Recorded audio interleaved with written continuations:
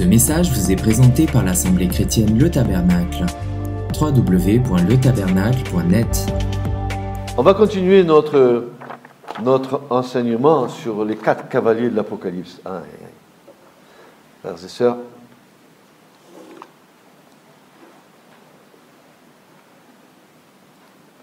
qui mieux que le Christ peut nous rendre témoignage de ces choses? Jésus a beaucoup parlé, mais des choses vraiment sérieuses avant de retourner auprès du Père. Nous devons rechercher le témoignage de Jésus dans les Écritures. Qu'est-ce que Jésus a dit concernant cette fin des temps? Que nous a-t-il dit? Et nous allons regarder au témoignage de Jésus, parce que le témoignage de Jésus, frères et sœurs, c'est quoi?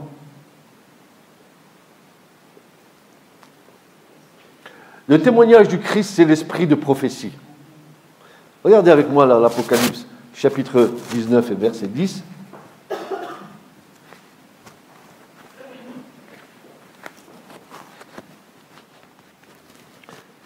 Je tombais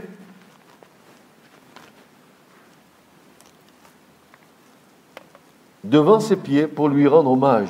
Il me dit, donc, c'est Jean, l'apôtre, qui est monté en esprit par Dieu.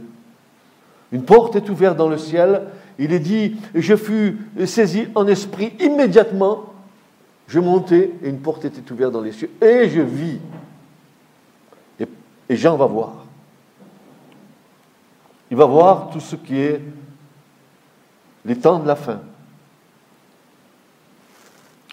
Il va même avoir cette grâce de la part de Jésus de voir l'histoire de l'Église jusqu'au retour du Seigneur. C'est magnifique cela. Et il dit, Jean dit, je tombais devant ses pieds pour lui rendre hommage. Donc il tombe devant les pieds de qui? De l'ange. Et l'ange me dit, garde-toi de le faire. Je suis ton compagnon d'esclavage et celui de tes frères qui ont le témoignage de Jésus. Rends hommage à Dieu. Car l'esprit de prophétie est le témoignage de Jésus.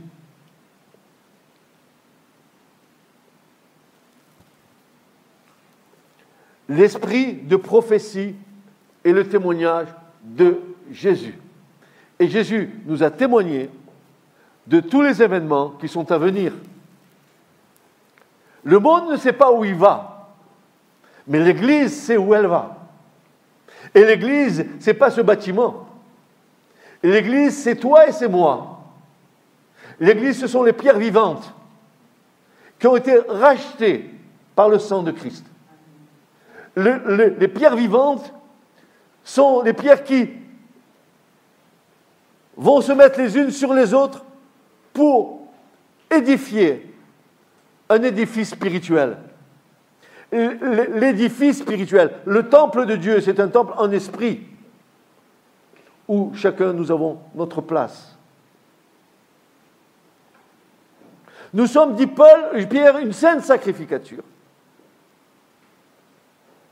Nous sommes un peuple saint. Et quand Pierre dit ça, il va nous faire une recommandation. Il va nous dire, Église, prends garde. Tu ferais bien de prendre garde. Il dit, nous avons, dans 2 Pierre 1, versets 19 à 21, Pierre va dire, et nous avons la parole prophétique. La parole prophétique, c'est le témoignage de Jésus. Cette parole prophétique rendue plus ferme, à laquelle vous faites bien d'être attentifs. Comme quoi? Comme à une lampe qui brille dans un lieu obscur. La parole de Dieu, aujourd'hui, c'est la lampe de Dieu qui brille au milieu d'un monde de ténèbres. Voilà la lumière prophétique, elle est là. Attends, Église, tu comprends ça? Ça, c'est une lampe qui t'éclaire. Ça, c'est la parole de Dieu. Tu dis, oui, mais c'est les hommes qui ont écrit. Oui, mais ces hommes ont été inspirés de Dieu, par le Saint-Esprit. Toute écriture est inspirée de Dieu et utile. Elle est inspirée, c'est-à-dire elle a reçu le souffle de l'Esprit Saint de Dieu pour inspirer les hommes qui ont écrit ces choses. Dites-moi, c'est tellement inspiré que depuis le premier verset de la Genèse au dernier verset de l'Apocalypse, nous pouvons dire, sans contexte, ceci est la révélation de Dieu pour les hommes. Il n'y a rien qui se contredit. Il n'y a rien qui puisse nous paraître bizarre. Ce sont des hommes de conditions différentes, des bergers, des docteurs, des rois, des prophètes qui ont écrit. Tous sont de conditions différentes. Tous ont traversé des âges différents. Tous ont écrit et tous sont dans l'unité de la révélation.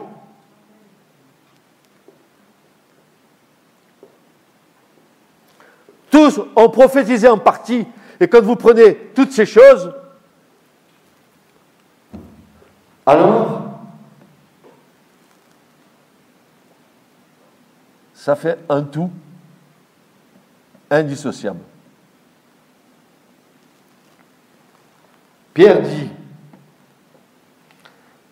vous faites bien d'être attentifs, comme à une lampe qui brille dans un lieu obscur, jusqu'à ce que le jour ait commencé à luire et que l'étoile du matin, ça veut dire le Christ, la première étoile que l'on voit, le Christ, se soit levé dans vos cœurs, sachant ceci premièrement, qu'aucune prophétie de l'Écriture ne s'interprète elle-même.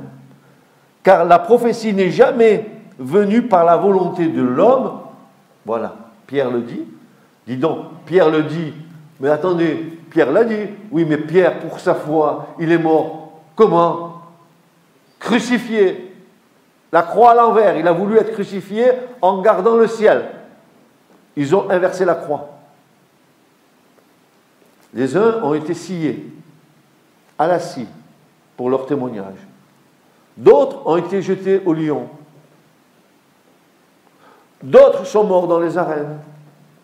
Mais tous n'ont jamais renié à aucun moment donné que ce soit le Christ. Aucun. Aucun.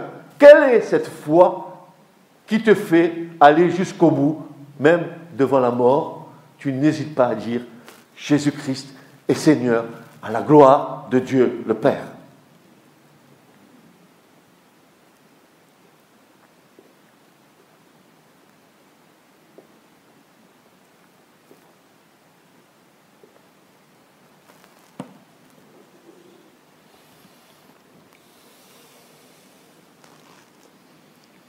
Car la prophétie n'est jamais venue par la volonté de l'homme, mais de saints hommes de Dieu ont parlé, étant poussés par le Saint-Esprit. Jésus a dit, ton œil est comme une lampe. Et cette phrase nous montre que le corps qui va et qui vient, et qui est éclairé par les prophéties de l'Ancien Testament, d'autant plus que ces prophéties sont le moyen d'avoir de la connaissance au sujet du retour glorieux de Jésus depuis les cieux. Cette lumière qui est en nous, c'est la parole prophétique qui est en nous, qui nous met dans l'attente du retour du Seigneur. Tout converge vers le retour du Seigneur. Tout nous amène à croire que le Seigneur revient bientôt et très bientôt. Tout nous le montre. Et c'est pour ça que ce matin, nous allons voir le second cavalier, parce que nous avons vu déjà le premier dimanche dernier. Mais je vais vous rappeler quelques points forts du premier cavalier de l'Apocalypse. On en a fait des films, des films dramatiques, on en a fait des films même occultes. On en a fait des films sur ces 4 cavaliers de l'Apocalypse. Frères et sœurs, quand Jésus il dit que l'esprit de prophétie, c'est le témoignage de Jésus, voyons quel est le témoignage du Seigneur. Le Seigneur, quand il est ressuscité d'entre les morts et qu'il est monté auprès du Père, Quand Jean a été monté en esprit, Jean a vu le Christ. Chapitre 5 d'Apocalypse. Il a vu sur le trône comme un agneau qui est comme immolé, comme égorgé. Zavar en hébreu. Zavar, égorgé, égorgé. Comme s'il avait la gorge béante. Il a vu un agneau qui avait 7 cornes et 7 esprits, qui sont les 7 esprits de Dieu. Les 7 cornes, c'est le Christ dans sa puissance, la totalité de la puissance de Dieu en Christ. Les 7 esprits de Dieu, c'est la plénitude du Saint-Esprit qui était dans l'agneau. Et Jean dit, et je vis. Qu'est-ce qu'il vit? L'agneau assis sur le trône. Jésus glorifié. Il a fait l'œuvre en bas, il est remonté auprès du Père, il s'est assis sur le trône. Amen. Il est rentré dans sa gloire. Alléluia. Il règne. Il règne. Et même si nous ne voyons que tout ne lui soit pas soumis, dit l'Épître aux Hébreux, nous le voyons couronné d'honneur et de gloire. Et c'est la scène d'Apocalypse 5. Nous le voyons glorieux sur le trône. Et nous voyons les anges, et nous voyons les 4 animaux, les 24 vieillards jeter leur couronne à ses pieds en lui disant « Tu es digne de recevoir la louange, l'adoration, les actions de grâce, l'excellence, la majesté, parce que tu as racheté par ton sang des multitudes d'hommes et de femmes, de toute génération, et tu en as fait un peuple de rois et de sacrificateurs pour Dieu le Père. » La louange a éclaté dans le ciel.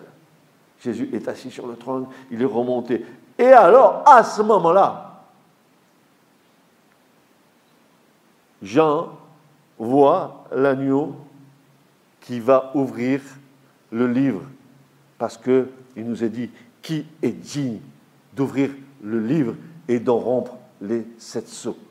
Seul celui qui a vaincu l'agneau de Dieu était capable de faire cette chose. Et il nous est dit, dans le chapitre 6 d'Apocalypse, que le premier sceau a été ouvert par le Christ. Il ouvre le premier sceau. En fait, il décèle ce qui est écrit pour que nous comprenions. Frères et sœurs, quand Jésus a parlé à Jean et qu'il s'est montré à lui dans sa divinité, que Jean l'a vu, mais Jean l'a vu, il est tombé comme raide mort par terre. Il a vu le Jésus qu'il a connu sur la terre, dans son humanité, n'est pas le Jésus glorifié, le roi des rois, le Seigneur de tous les seigneurs, le Dieu vivant et vrai. Il l'a vu, il avait changé d'apparence, ses yeux étaient comme des flammes de feu, ses cheveux comme des éclairs, ses jambes comme de l'airain poli, sa voix comme les eaux, les grandes eaux. Et quand il le vit, il est tombé raide par terre. Et Jésus va dire, j'étais mort et voici je suis vivant. Je suis l'alpha et l'oméga. Il touche Jean, il le relève et va lui donner la révélation. Et voici, écrit. Et Jésus va commencer à dire à Jean ce qui va se passer dans les 7 églises de l'Apocalypse. Ces 7 églises, ce sont les 7 églises qui sont en filigrane dans toute l'histoire de l'homme, dans toute l'histoire de l'Église, c'est-à-dire depuis que Jésus est remonté au ciel jusqu'à ce que Jésus revienne. Voilà l'histoire de l'Église. Il va dire, dis à Éphèse, écris à Éphèse, et dis-lui quoi? Là où tu es, il y a de faux apôtres. Ah, ça y est, dès que Jésus est remonté auprès du Père, la séduction est rentrée dans l'Église du Seigneur, comme si les barrières avaient été enlevées. Comme la séduction va commencer par l'Église du Seigneur. Voyez-vous, Satan, il n'a pas besoin de séduire le monde lui appartient. Oui ou non? Le monde lui appartient. Mais pour l'Église du Seigneur, ça doit être plus subtil. Il faut qu'il séduise l'Église sur le plan spirituel. Parce que jamais l'Église se laissera séduire sur le plan de la chair. Tout au moins ceux qui sont dans l'esprit, ils ne se laisseront pas séduire. Pourquoi? Parce que pour séduire quelqu'un dans l'Église du Seigneur, il faut que cela prenne une apparence spirituelle. Ça veut dire que c'est comme du Canada Dry, mais ce n'est pas du Canada Dry. C'est une imitation. Et vous regardez, dans les 7 églises de l'Apocalypse, Jésus va dénoncer dans chaque église ce qu'est la séduction au travers des âges de l'église. Et ça, c'est typifié par le premier cavalier. Le cavalier qui est sur un cheval blanc, qui est avec un arc, et qui est envoyé. Alors beaucoup ont dit, c'est Jésus. Non, ce n'est pas Jésus. C'est un des cavaliers que le Seigneur envoie. Il faut que le monde soit séduit. Pourquoi? S'ils n'ont pas cru Jésus pendant qu'il était au milieu d'eux, comment vont-ils croire par la suite, frères et sœurs? Il est venu au milieu des siens et les siens ne l'ont point connu, ils ne l'ont point reçu. Il est venu dans sa maison, il n'a pas été reçu.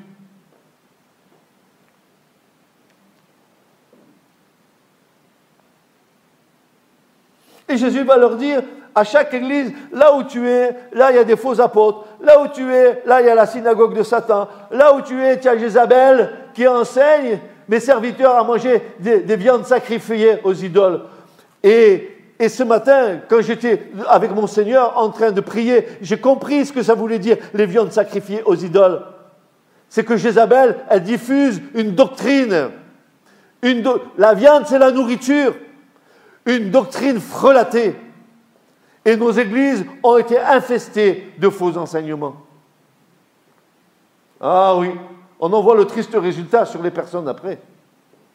Des faux enseignements sont rentrés dans l'église du Seigneur. Pierre dit, je vous dis, mes frères, que dans les derniers temps, il y aura de faux apôtres, qu'il y aura de faux docteurs. Ça sera comme des fontaines sans eau. Il n'y aura même pas de quoi vous rafraîchir au travers de ces ministères-là. Ils sont simplement venus pour jouer les séducteurs et pour avoir un gain.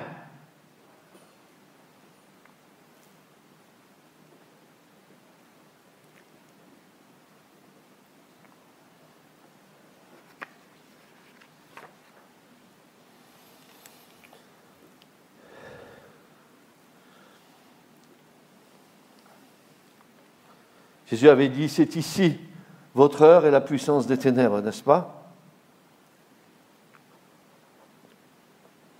Ces faux ministères peuvent amener le peuple à de fausses doctrines. Écoutez bien, des fausses doctrines, dit Pierre dans 2 Pierre 2,10, qui auraient des apparences de vérité. 2 Pierre 2,10, mais regardez ce que Pierre va rajouter. Mais en réalité, ces doctrines soi-disant du Seigneur, ces doctrines soi-disant du Saint-Esprit, ces doctrines que beaucoup sont tombés dans des pièges dedans, en réalité, dit Pierre, dans 2 Pierre 2,10, mais en réalité, elles excitent la chair, mais ne convainquent pas l'esprit. Je suis spirituel, je suis rempli de l'esprit de la chair. Regardez comme je suis beau. Regardez comme je suis belle. Venez, vous allez voir.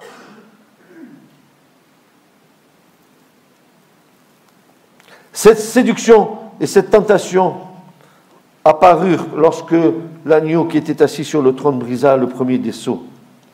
Nous avons vu l'ouverture du premier sceau, n'est-ce pas? Je vous rappelle quelques traits. Il faudrait tout reprendre, mais je ne vais pas reprendre l'enseignement de dimanche. Jésus dira, prenez garde que personne ne vous séduise, car plusieurs viendront en mon nom, disant c'est moi qui suis le Christ, et ils séduiront beaucoup de gens. Frères et sœurs, vous savez ce qui s'est passé depuis la Pentecôte, quand l'Esprit est tombé sur les 120 dans la chambre? Qu'est-ce qui s'est passé?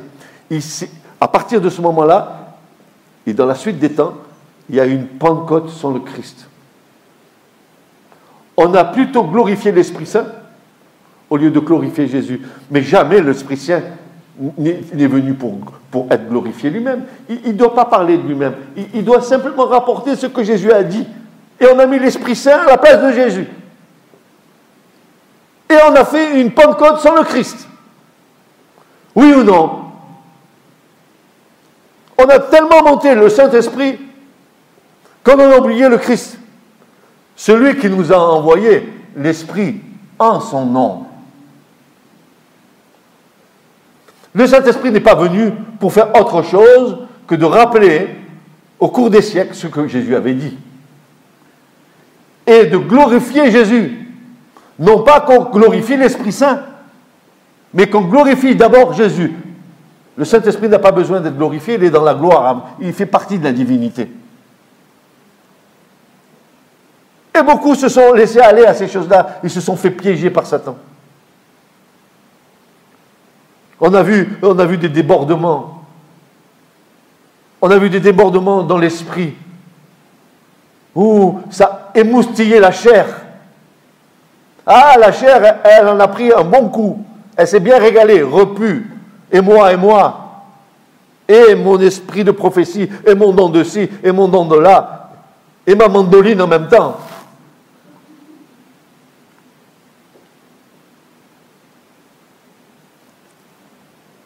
Vous savez, je suis sérieux quand je prêche. Même si parfois je vous déride, mais quand je dis ça, c'est parce que je suis irrité dans mon esprit de voir comment l'Église du Seigneur a été séduite, comment elle s'est fait avoir par des chrétiens mal affermis, qui connaissent peu ou pas la parole de Dieu, et qui se laissent avoir par des on dit, on fait. Voyez-vous, doctrine de la prospérité, doctrine de ci, doctrine de là, doctrine de l'autre, doctrine. Et quoi? Et tu connais même pas ta parole. Tu connais même pas ta parole. Tu gobes tout, comme quoi? Tu gobes, t'avales. À la fin, ça te fait mal, n'est-ce pas?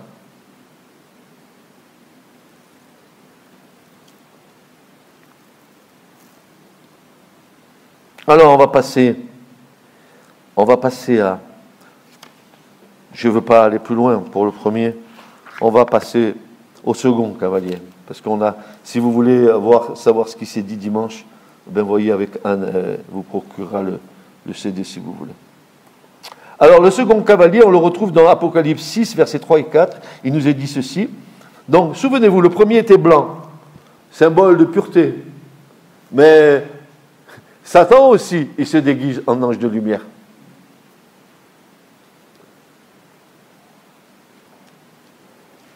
C'est comme ça, on est trompé.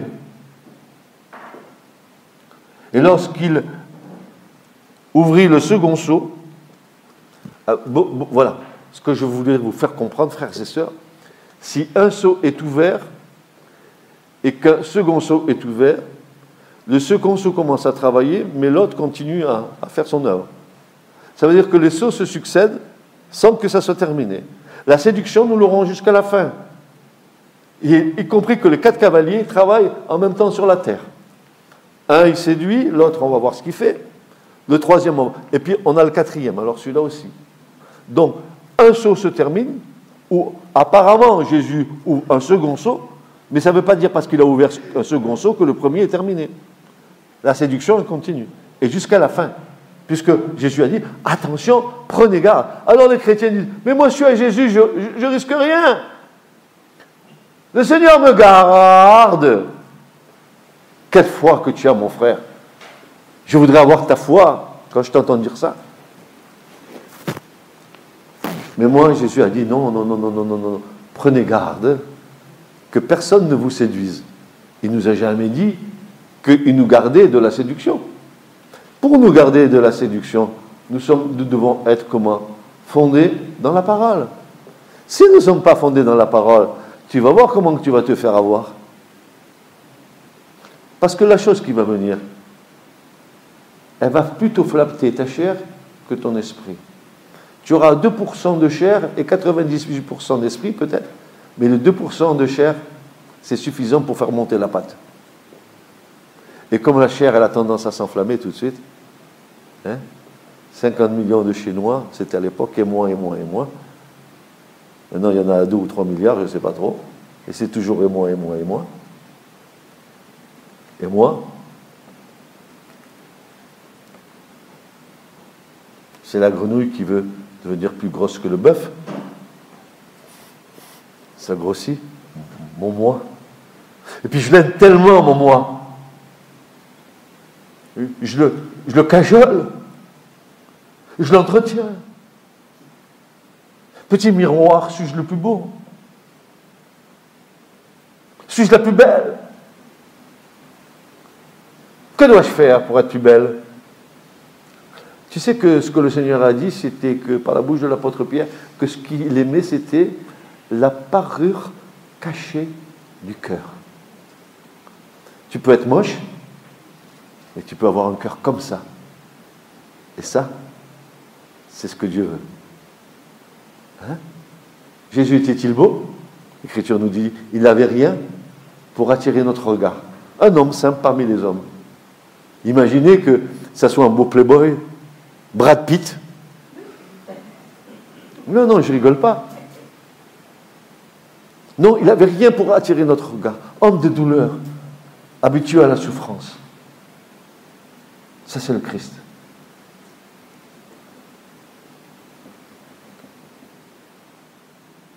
D'autant que l'ordre d'arrivée des cavaliers de l'Apocalypse suit exactement la liste des signes donnés par Jésus. Après la séduction, la guerre. Dites donc, la guerre. Bon, il y en a une qui a duré 100 ans.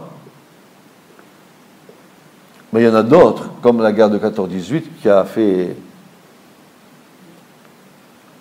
des millions et des millions et des millions de morts. Il y a eu la guerre de 39-45. La première était cruelle, la 14-18.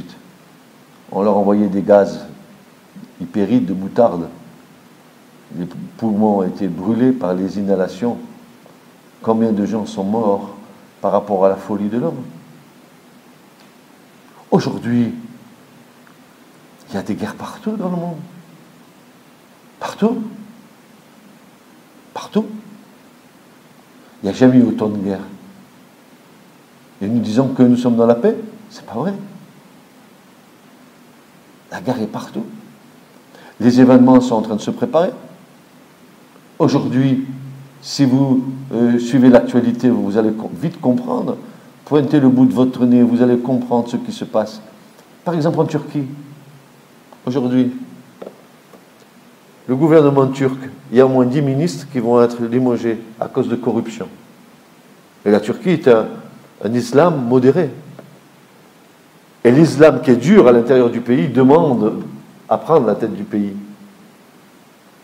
Mais si demain, la Turquie est mise dans la main de ces gens-là, nous savons que la Turquie est un des pays qui va descendre contre Israël. Hein. Si ça se fait, voilà, c'est prêt. Turquie, Iran, Égypte, Libye, Éthiopie, Russie, tous les pays satellites de la Russie qui vont tous se lever pour descendre contre qui? Contre un petit pays minuscule. Pourquoi ce pays? Pourquoi ça? C'est rien du tout sur la carte d'Israël, mais ce n'est rien du tout. Pourquoi ce pays?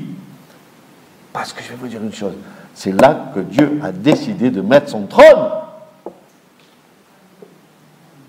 Pourquoi l'antisémitisme? Parce qu'ils adorent le vrai Dieu. Et que l'antichrist, lui, il veut se mettre à la place de Dieu. Frères et sœurs, l'antichrist n'est pas une nouveauté. Depuis que le Seigneur est remonté au ciel, Jean dénonce déjà l'esprit de l'antichrist. Il dit qu'il y a des esprits séducteurs qui viennent et qui disent que Jésus-Christ n'est pas le Fils de Dieu. Et il va dire, mais tous ceux qui ne confessent pas Jésus-Christ venu dans la chair n'est pas de Dieu, c'est l'esprit de l'antichrist. Et il y avait déjà un état d'esprit dans le monde à ce moment-là. Et à un moment donné, cet état d'esprit de l'antichrist va se manifester dans une personne qui va prendre la tête de tous ces peuples pour rentrer en Israël, essayer d'éradiquer Israël. Je vous donne une bonne nouvelle, c'est que Dieu sera vainqueur de toutes ces choses. Je vous donne une bonne nouvelle, c'est qu'Israël ne sera jamais rayé de la carte.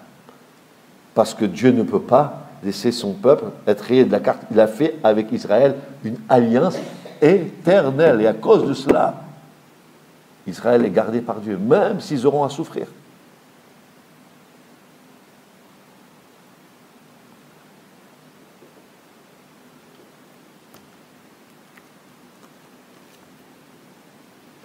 Lors des événements déclenchés par l'ouverture du premier sceau, le monde jouissait peut-être encore d'une paix relative.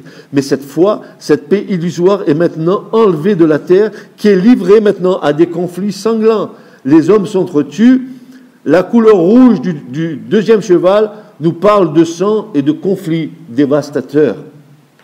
Lorsque le deuxième sceau sera ôté, plus rien n'empêchera les rivalités meurtrières de s'exercer au niveau individuel ou collectif. L'instinct qui porte l'homme à exercer la dictature et à faire la guerre le poussera peut-être à régler des problèmes d'ordre démographique de certaines nations par la force. Dans les derniers jours, dit Paul à Timothée, les hommes seront cruels. Cruels. Et Paul dira dans Romains 3,17, ils ne connaissent pas le chemin de la paix. L'imagination des pensées du cœur de l'homme est mauvaise dès sa jeunesse. Par le péché, dont nous naissons dans le péché, nos cœurs sont tordus.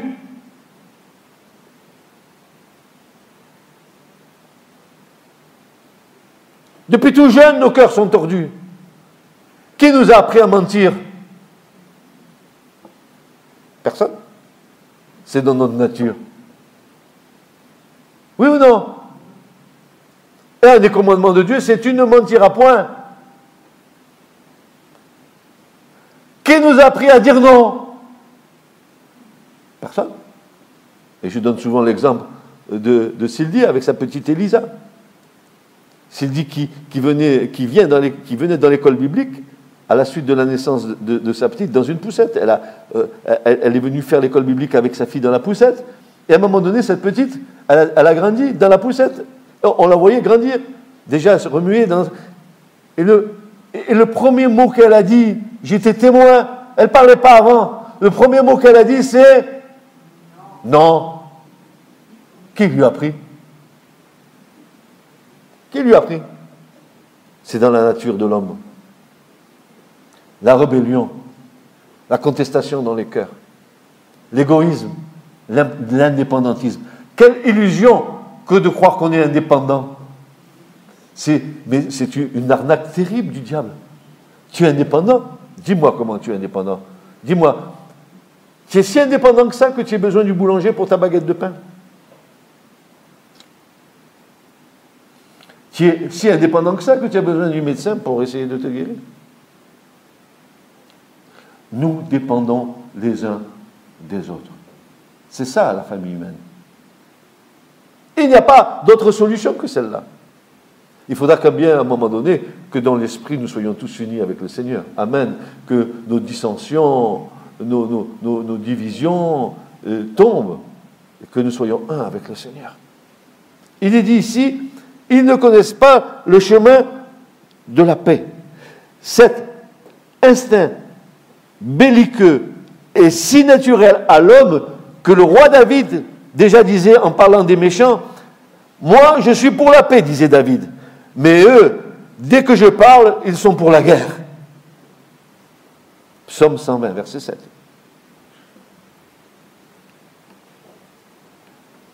Le moment viendra où Dieu permettra une guerre universelle, peut-être même une guerre nucléaire. Il va dire ceci, « J'appellerai le glaive sur tous les habitants de la terre, car l'Éternel est en dispute avec les nations. »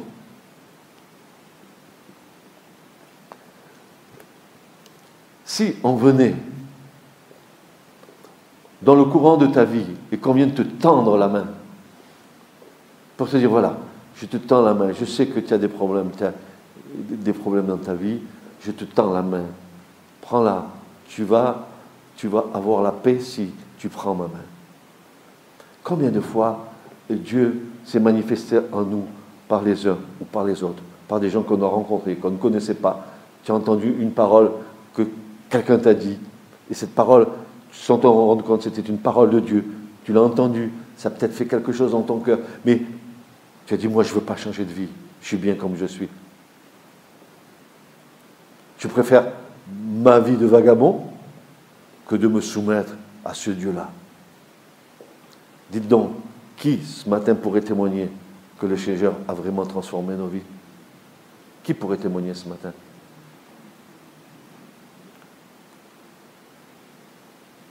Voyez-vous, pourquoi on lève les mains? Parce que je vous ai dit de lever la main, moi. Je t'ai dit de te lever la main. Lève ta main, s'il te plaît. Tu es d'accord avec ce que je dis? Tu es d'accord avec ce que je dis? Et toi, Philou? Tu es d'accord? Et toi? Est-ce que Dieu a réellement changé nos vies? Oui. Oui, il a changé nos vies. Et ça, c'est le sceau de ce que nous appartenons au Seigneur. Que nous sommes une nouvelle création en Christ. Que les choses anciennes sont adios, la vie ancienne. Adieu le mensonge. Adieu les adultères. Adieu tous les péchés. Dieu efface l'ardoise. C'est net, clair et précis. Tu ne dois rien, dit le Seigneur. J'efface l'ardoise. Tu as cru en mon Fils bien-aimé. Tu as cru qu'il est mort à la croix pour toi. Tu as cru qu'il avait fait cette œuvre pour que tu sois pardonné. Alors moi aussi je te pardonne. Si tes péchés, dit le prophète, sont noirs comme le charbon, je les rendrai plus blancs que la neige.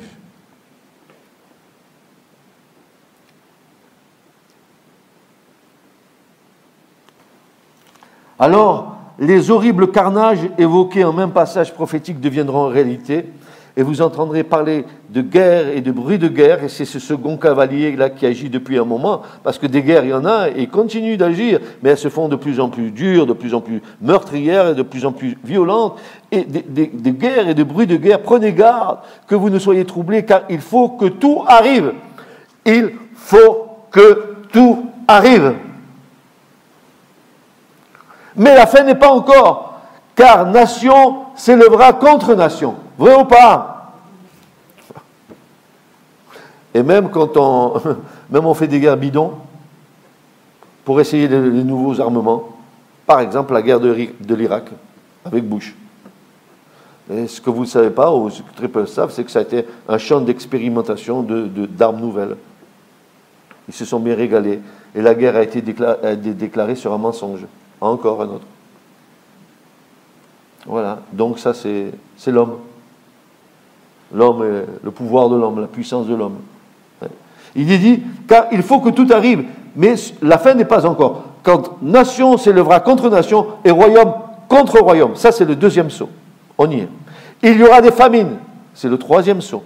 Et des pestes et des tremblements de terre en divers lieux. Quatrième saut. Mais toutes ces choses sont un commencement de douleur. Ça veut dire qu'avant que les temps de la fin, la grande tribulation arrive, il faut que toutes ces choses se passent. Ça veut dire que depuis que Christ est remonté auprès du Père, jusqu'à ce que l'Église soit enlevée et commence la grande tribulation, tous ces quatre sceaux sont ouverts. Les cavaliers agissent pendant tout ce temps. On est en l'an 2014. Ça fait 2014 années que ces quatre cavaliers sont en train d'agir. La séduction, n'en parlons pas pour l'Église. Vous avez vu l'état de l'Église? Pauvre Église du Seigneur. Pauvre Église. Vous n'êtes pas triste dans votre cœur de voir la situation lamentable de l'Église du Seigneur? Il y a plein de serviteurs qui ne sont pas serviteurs de Dieu. Il y a plein de chrétiens qui ne sont pas chrétiens dans l'Église. Qui jouent aux chrétiens, mais qui ne le sont pas. Il y a plein de chrétiens, comme il est dit, ils ont des apparences de piété, mais ils en ont renié ce qui en fait la force de Christ. Ils sont plutôt amis des voluptés et des plaisirs, plutôt qu'amis de Dieu. Ils mélangent les dieux. Ils mélangent Dieu avec leur plaisir. Non, mais tu ne sais pas que c'est une séparation. Qu'y a-t-il entre quelque chose qui est saint et quelque chose qui est impur?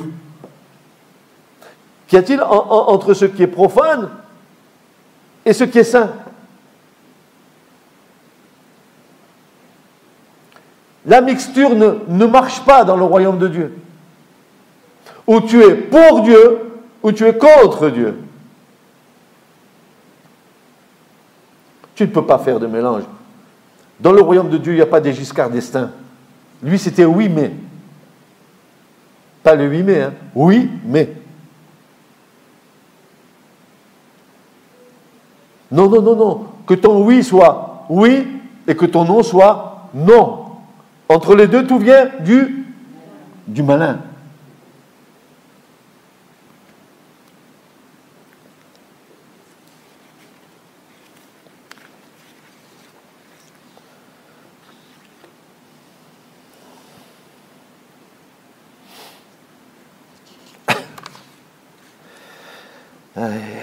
Seigneur. Aujourd'hui, ces faits sont d'une telle réalité. Les deux guerres mondiales et diverses guerres dans différents pays sur la surface de la terre. Ainsi, la Bible nous annonce pour les temps de la fin des conflits englobant tout l'univers qui sera pris dans un inéluctable enchaînement de bruits de guerre et de guerre froide. Premier saut, de guerre meurtrière. Deuxième saut, de famine. Troisième saut, d'épidémie. Quatrième saut, un univers où toute paix sera bannie. C'est ce qui se passe sous nos yeux. Mais on est tellement fixé sur notre petite personne qu'on ne va pas plus loin que le bout de notre nez. Mais Église, où est ton discernement ?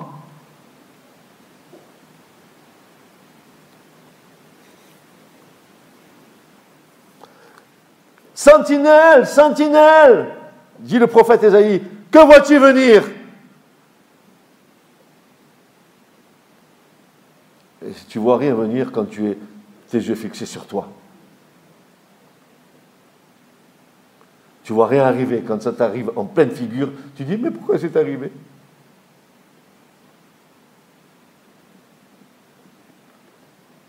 Que vois-tu venir ? La parole prophétique, mes frères et mes sœurs, je vous ai déjà dit ces choses. La parole prophétique, c'est une parole qui accomplit une parole de Dieu dans un temps déterminé. Mais pendant le temps où Dieu l'a dite et pendant le temps où elle va se réaliser, entre les deux, il y a un espace-temps qui se passe. Nous devons discerner dans cet espace-temps tout ce qui est en train de se préparer. C'est pas quand ça va te arriver sur le coin de la figure que tu vas dire, tiens, c'est là. Alors que tous les événements se mettent en place. Les événements se mettent en place. Frères et sœurs, moi, si vous faites le calcul aujourd'hui, quand vous regardez un petit peu les conflits qu'il y a, des conflits de cause à effet, l'Iran avec sa bombe atomique, mais il n'y a pas que l'Iran. À côté, il y a la Syrie.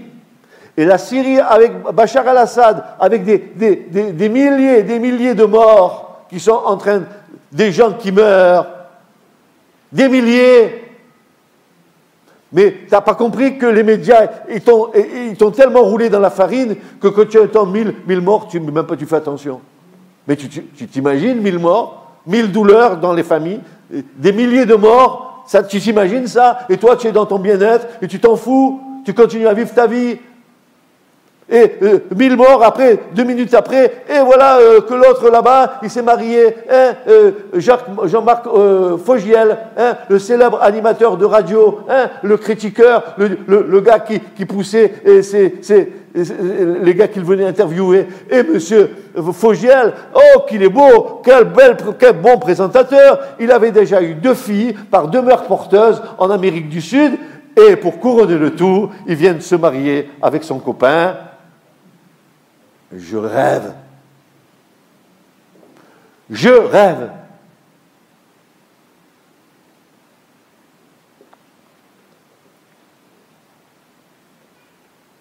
Je rêve. Alors, vous savez pourquoi ils n'arrêtent pas le conflit en Syrie ? C'est simple. Les Russes, il faut obstacle. Pourquoi ? Parce qu'ils ont passé un accord avec Assad, le président de la Syrie. Pourquoi ?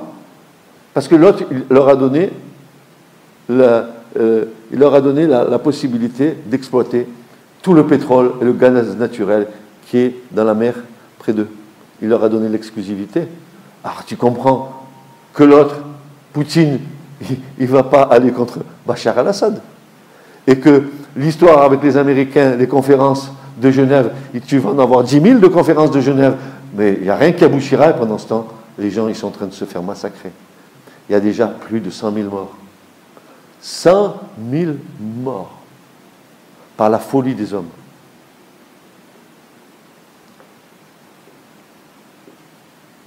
Regardez, discernez les choses, regardez ce qui se passe, mais regardez comme tout se met en place.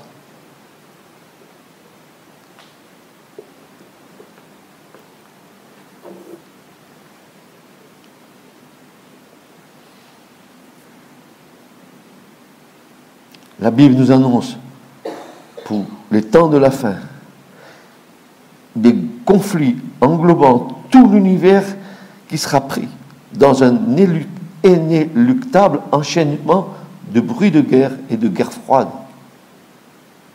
de guerre meurtrière, de famine. Dites donc, frères et sœurs, quand je parle de famine, avant on avait l'habitude de parler de tiers-monde, hein, des milliards peut-être de gens qui étaient sans alimentation ou sous-alimentés. Mais aujourd'hui en France,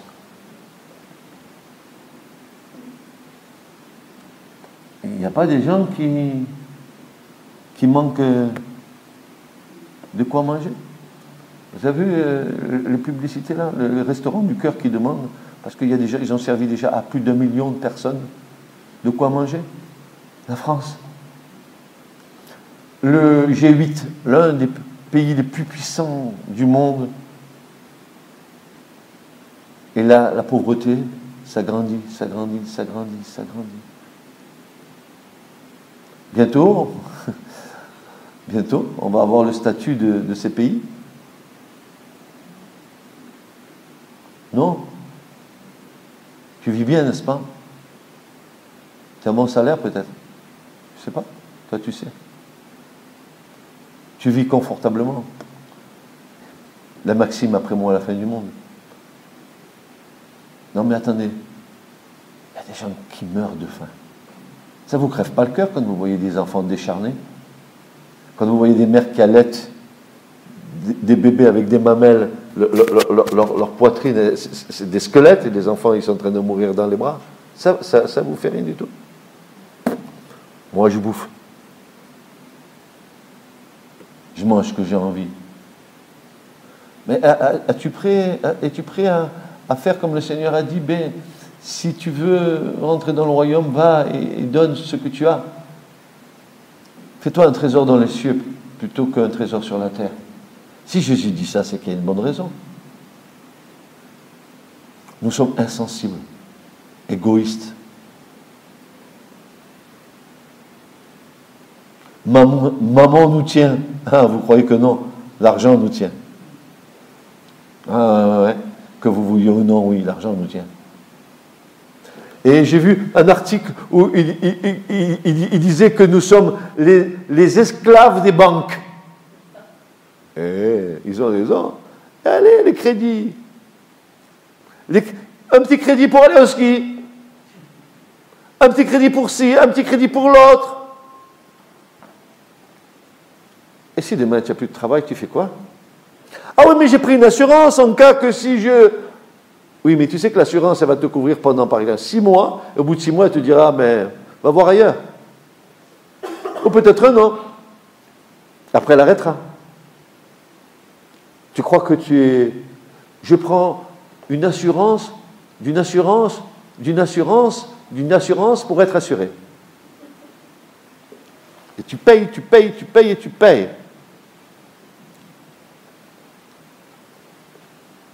Et après, quand tu as besoin de l'essentiel et que tu n'as pas d'argent, comment tu fais? Tu as dépensé ton argent dans tous tes plaisirs matériels. Et tu sais que, vous savez, moi j'aurais aimé que La Fontaine y soit dans la Bible. Hein. La cigale et la fourmi. La cigale, tout l'été, elle faisait la fête, la bomba.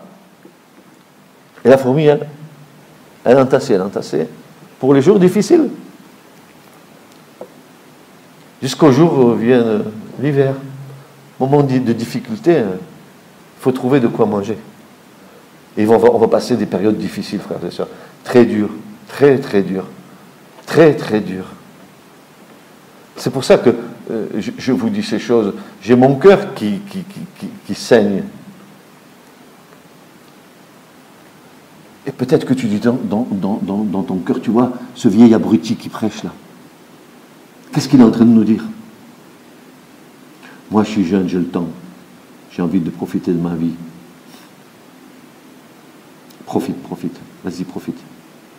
Fais ce que tu penses. Fais-le.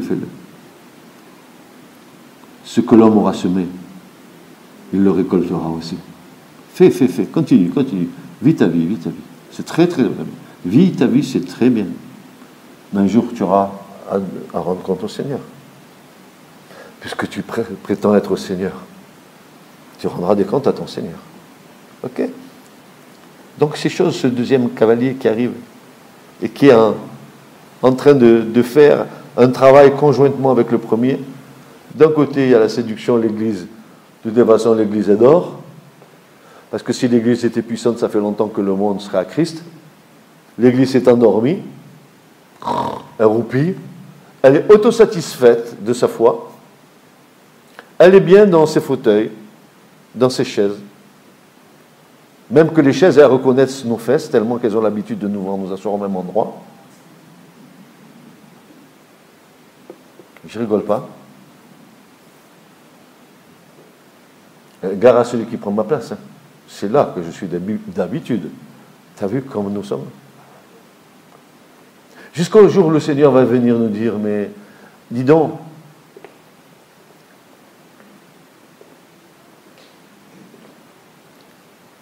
Martienne, est-ce que tu es tiède ou tu es bouillante?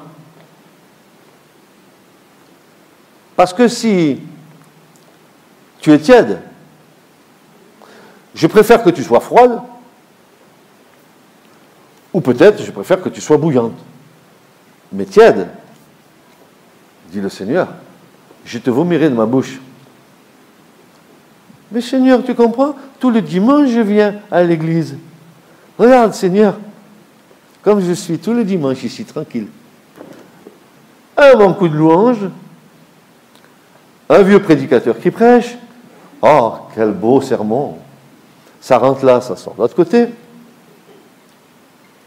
Ah, voilà ma foi, mon espérance. C'est ça ta foi et ton espérance. Je ne sais pas quel chemin tu as pris parce que c'est peut-être pas le bon chemin. Et je veux dire que Martienne, toi, je sais que tu es vraiment une fille bouillante. Te connaissant comme je te connais, je sais que tu boues dans le bon sens. Et toi qui prétends être au Seigneur, franchement, t'as pas honte au fond de ton cœur de ton comportement devant le Seigneur? Tu crois qu'il ne te voit pas? C'est parce qu'il t'a pas encore secoué que tu dis, oh, il patiente avec moi. Fais attention, mon frère, ma soeur, fais attention. Je parle à l'Église, hein, je ne parle pas aux étrangers de dehors. Hein. Je parle à l'Église. Parce que celui qui aura beaucoup reçu, il lui sera beaucoup redemandé. Vous avez beaucoup entendu dans cette Église, non? Oui ou non? Bientôt, je vais partir. Pourquoi non? Bientôt, je vais partir. Le Seigneur va me prendre. Et vous serez obligé de vous débrouiller seul. Vous n'aurez plus cette voix qui vous enquiquine tant. Il est toujours en train de... Mais c'est parce que je vous aime que je vous dis de vous préparer.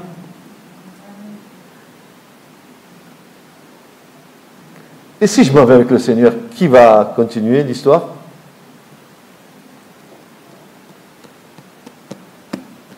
Alors, patientez avec moi encore. Je suis qu'au 2e cheval. Il y en a encore 2 autres à venir. Les 2 autres, nous les verrons la semaine prochaine. Ce message vous a été présenté par l'Assemblée chrétienne Le Tabernacle. www.letabernacle.net